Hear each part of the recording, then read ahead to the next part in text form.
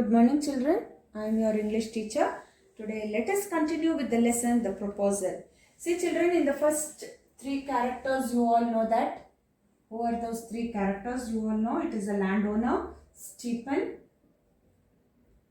Lumovo and Natalia. Ivan Lumovo it is. Okay. So you know this three characters in the lesson, and you know how these three people were interacting because Lumovo wanted to marry Natalia children.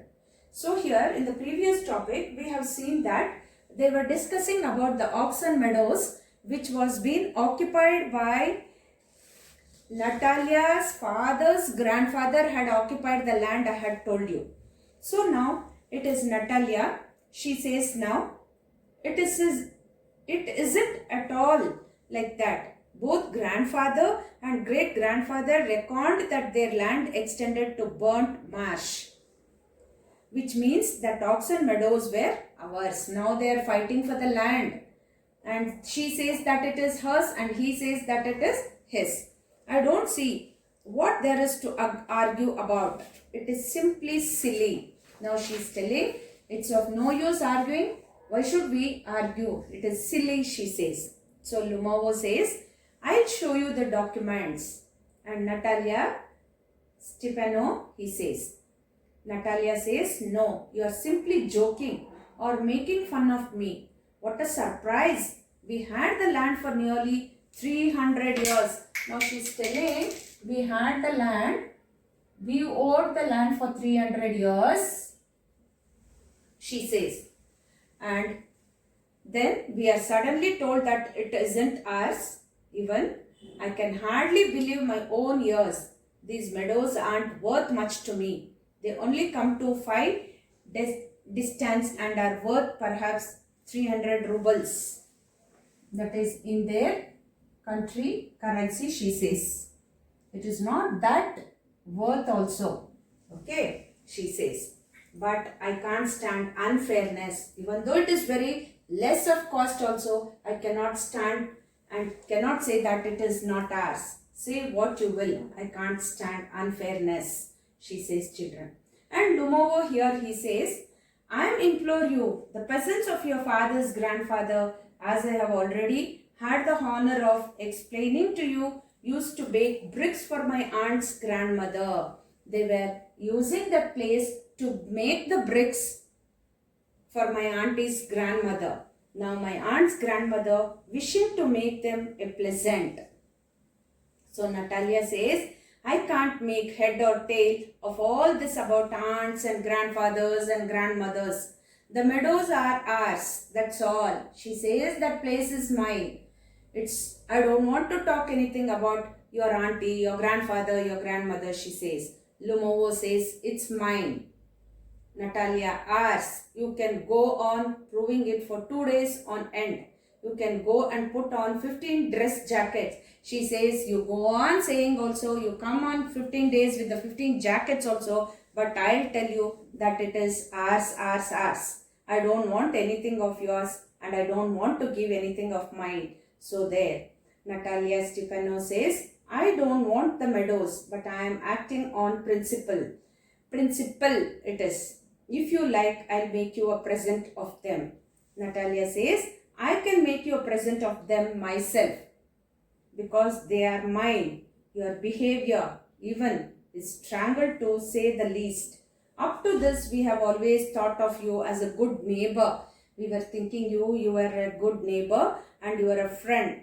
Last year, we lent you our threshing machine to cut the crops, okay? Although on that account, we had to put off our own threshing till November.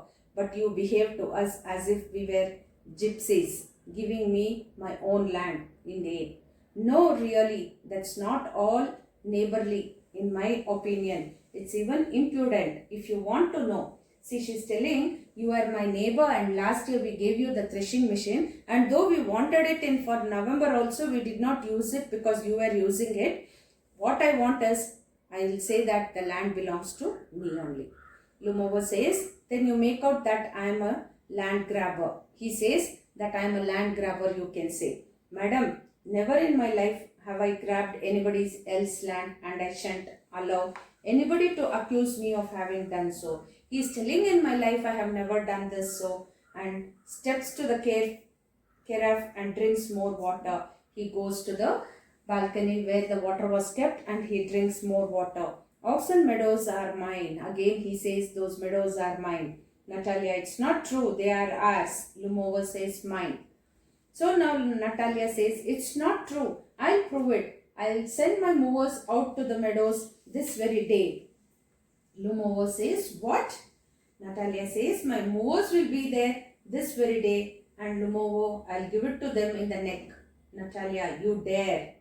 Lumovo says, clutches at his heart, oxen meadows are mine. You understand, mine, he says.